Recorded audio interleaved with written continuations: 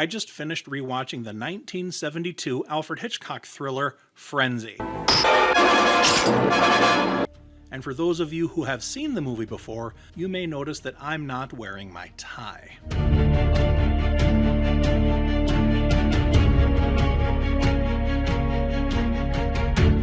I've loved Alfred Hitchcock movies as long as I can remember liking movies. I've often said that Vertigo is my favorite film.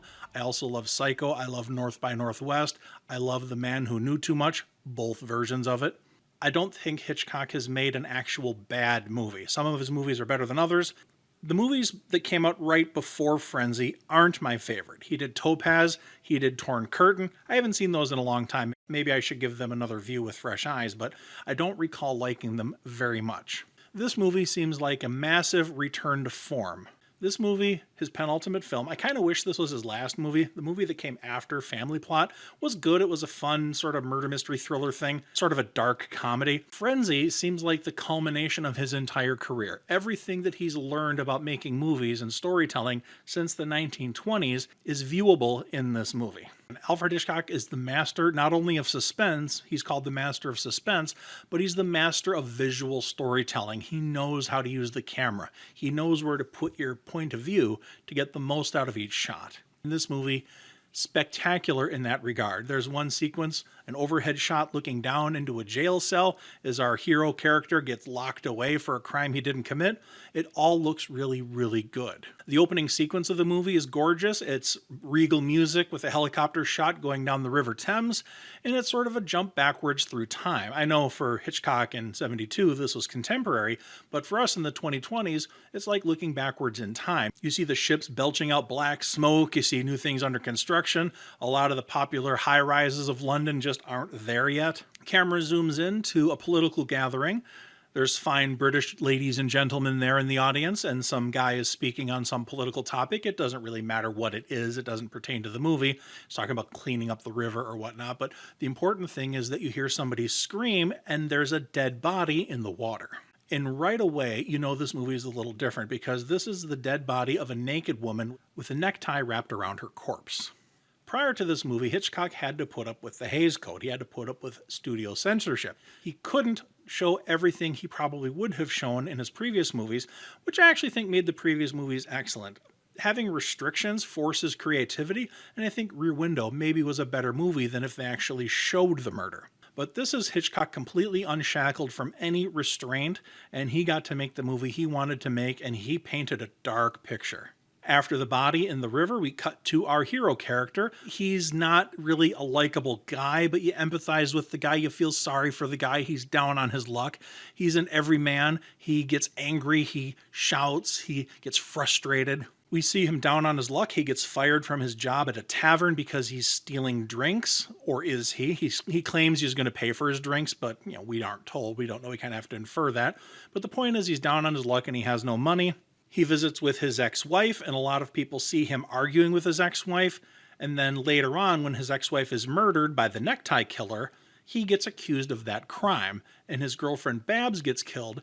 So they think the police think that he is the necktie murderer. So it's a classic wrong man setup.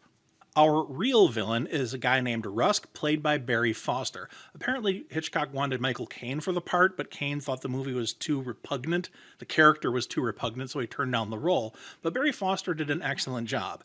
Fairly charismatic, likable guy, but when he's alone with women, things get really dark. We see him murder Brenda Blaney, played by Barbara Lee Hunt. Now, this murder is probably the most graphic thing that Alfred Hitchcock has ever filmed.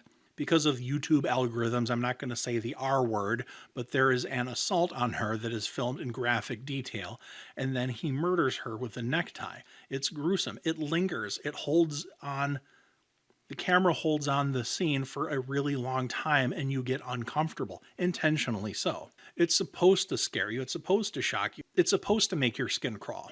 The idea is you're supposed to see how evil Rusk is, and it sets up horror for later when other people are in danger. And it makes you empathize with Blaney, who gets accused of these crimes that he didn't commit. People thought that he was the one capable of doing these awful things when he really wasn't, which creates suspense. And that's the whole point. Hitchcock wants to create suspense. He wants you to feel, oh my goodness, what's going to happen next? As I said, Hitchcock is a visual storyteller, and this has one of my favorite sequences in a Hitchcock film. Our evil serial murder, Rusk, lures Babs into a flat, and the camera follows them up the stairs, and you think you're going to witness another murder the way you saw Brenda's murder earlier in the movie. But instead, the door closes, and the camera slowly backs away down the stairs in one continuous shot, out the door, onto the street, and you don't hear a scream, you don't hear a struggle, you don't hear or see anything. It's left to your imagination what's going on behind closed doors. And it's almost worse than if he actually showed it to you. He puts your evil imagination in the driver's seat, which I think is very brilliant storytelling. A lesser movie maker would have shown the murder.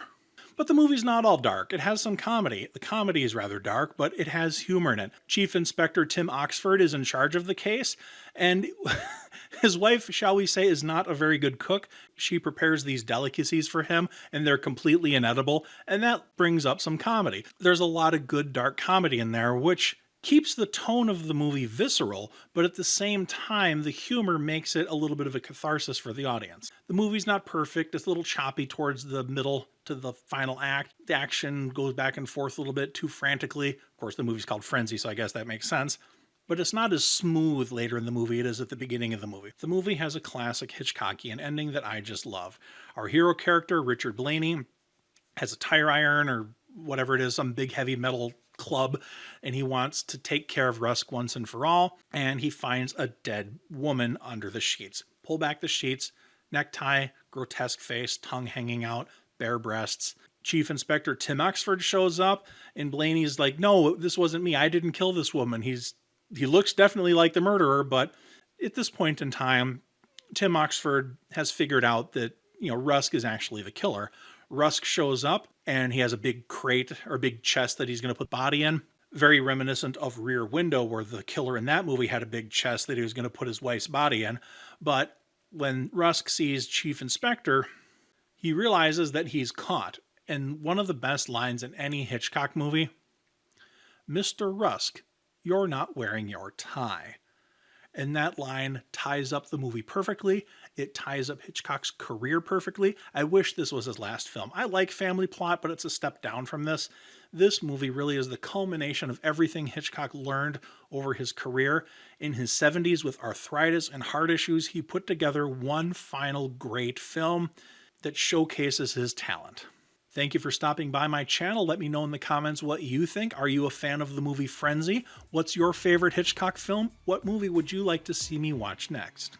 My science fiction novel Death Siren and my thriller books Judas Kissed and Becoming Quincy are available on Amazon.com. If you're a Hitchcock fan, you might want to check out Judas Kissed first. Until next time, folks, Eric Wilford Watson signing out.